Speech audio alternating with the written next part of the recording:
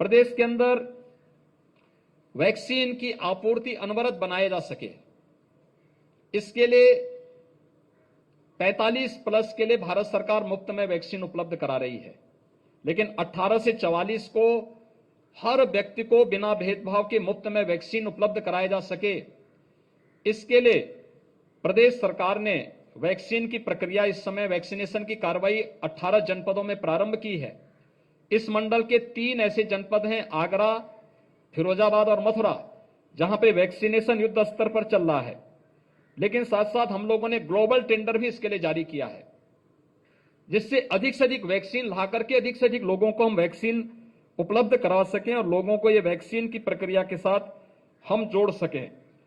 प्रदेश ने व्यापक पैमाने पर एक अभियान प्रारंभ किया है। वर्तमान में प्रदेश के अंदर, और खासतौर पर यह अभियान हमारा है, हम लोगों ने प्रदेश के 97,000 से अधिक राजस्व गांवों को वर्तमान में हमारे एक कैंपेन का एक हिस्सा हम लोगों ने इसको बनाया है, जिसमें निगरानी समिति स्क्रीनिंग का काम करेगी और मेडिकल किट उपलब्ध कराएगी। आरआरटी की टीम वहां पर जाकर के एंटीजन टेस्ट कराएगी। एंटीजन टेस्ट की कार्रवाई युद्ध स्तर पर प्रदेश के अंदर जाकर के 100% उन सभी लक्षण युक्त और संक्रमित लोगों को, संदिग्ध लोगों को टेस्ट कर सके, उनको होम क्वारंटीन की व्यवस्था कर सके, या उनको हॉस्पिटल जिन्हें पहुंचाना है वहां तक पहुंचाने की व्यवस्था कर सके।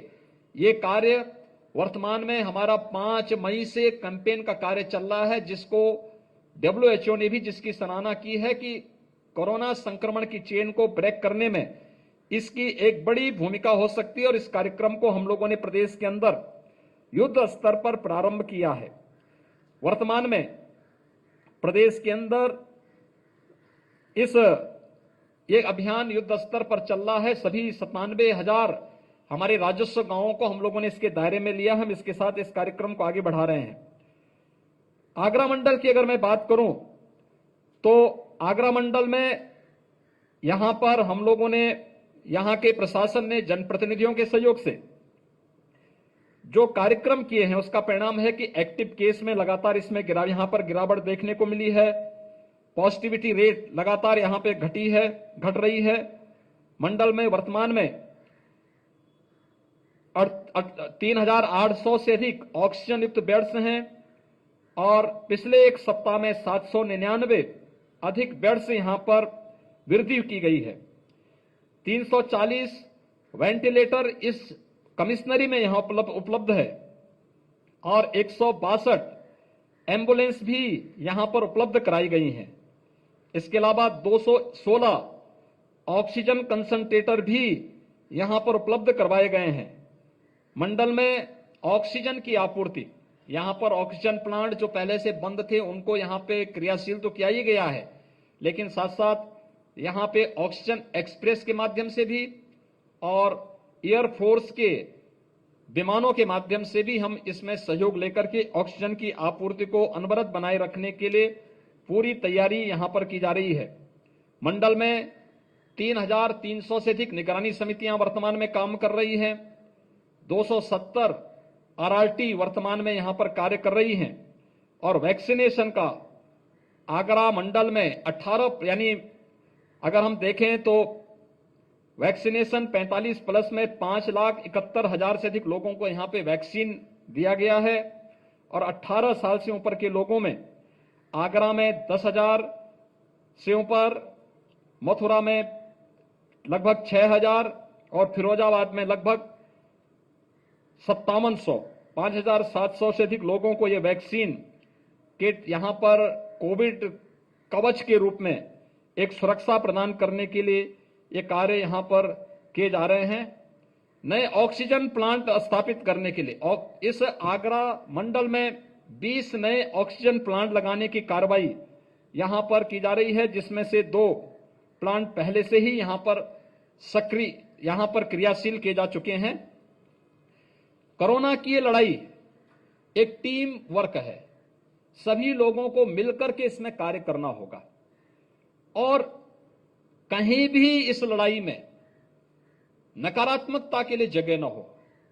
हर एक व्यक्ति की, चाहे वह कोरोना पॉजिटिव हो, चाहे वह लक्षण युक्त व्यक्ति हो, उनके साहस को भी बनाने की आवश्यकता है।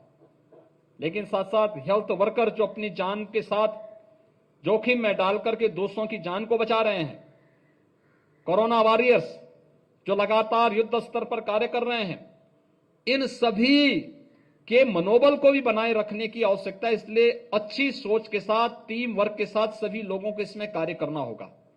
मेरी आप सबके साथ माध्यम से अपील होगी कि बचाव सर्वोत्तम उपाय है और बचाव के साथ साथ हम व्यापक स्तर पर जागरूकता के एक अभियान का हिस्सा बन सकते हैं। हर व्यक्ति को इस बारे में जागरूक करना, खासतौर पर इस बारे में बताना कि जो हाई रिस्क कैटेगरी है, हम सेकेंड वेव को बहुत शीघ्र उस पर नियंत्रण स्थापित करेंगे।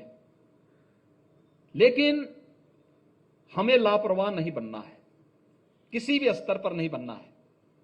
हमने प्रदेश के अंदर तैयारी की है। जो विशेषज्ञों ने आशंका व्यक्त की थर्ड वेव आएगी, थर्ड वेव में बच्चे इसके ज्यादा शिकार हो सकते हैं या पोस्ट कोविड इफेक्ट, जो बात उन्होंने कही है, इसका प्रभाव पड़ सकता है। इसके बारे में हमें तत्काल इस पर अभी से कार्रवाई इस पर कार्रवाई शुरू हुई है।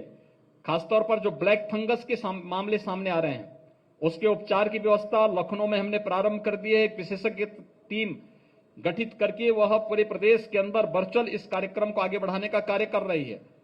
लेकिन साथ साथ हम लोगों ने यह भी व्यवस्था प्रारंभ की है कि थर्ड वेव के लिए, यद्यपि विशेषज्ञों ने प्रदेश के अंदर यह आशंका व्यक्त की थी कि 5 मई के बाद यूपी में 1 लाख केस प्रतिदिन आएंगे, लेकिन टीम वर्क का परिणाम है कि आज के दिन पर आज जो प्रदेश के अंदर कोविड पॉजिटिव के केस आए हैं वो मात्र 17,000 आए हैं। तो ये लगातार उसमें गिरावट है।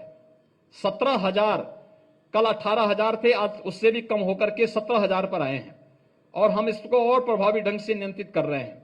लेकिन हमें अभी भी किसी भी स्तर पर लापरवाही नहीं बरतनी है। हमारा व्यापक जागरूकता के इस कार्यक्रम के अंतर्गत हम व्यापक कैंपेन का हिस्सा बने, अपील करें कि कोई भी व्यक्ति हाई रिस्क कैटेगरी का है, वह घर के बाहर निकले ना। इस समय घर में भी मास्क लगाएं, बचाव के सारे उपाय करें। शेष अन्य लोगों को घर के बाहर किसी आवश्यक कार्य से आना हो तभी आएं, अन्यथा ना आएं, अनावश्यक रूप से ना आएं, भीड़ भाड़ वाले स्थानों पे न जाएं। घर के बाहर निकलें तो मास्क जरूर पहनें, 2 गज की दूरी का पालन जरूर करें। किसी से कोई सामान का आदान प्रदान करना है तो ग्लव्स जरूर पहने।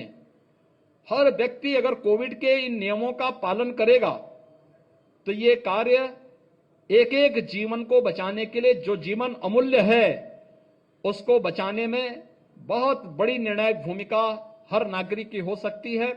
और हम लोग अगर इसको व्यापक पैमाने पर आगे बढ़ाएंगे तो अवश्य सफलता प्राप्त होगी। मुझे आप सबसे भी अपील करनी है कि हम सब जागरूकता के इस कार्यक्रम का हिस्सा बने, प्रत्येक नागरिक को इसका हिस्सा बना करके व्यापक रूप से जागरूक करके कोरोना के खिलाफ देश की इस लड़ाई को सफलता पूर्वक आगे बढ़ाने में योगदान दें। बहुत बहुत धन्यवाद।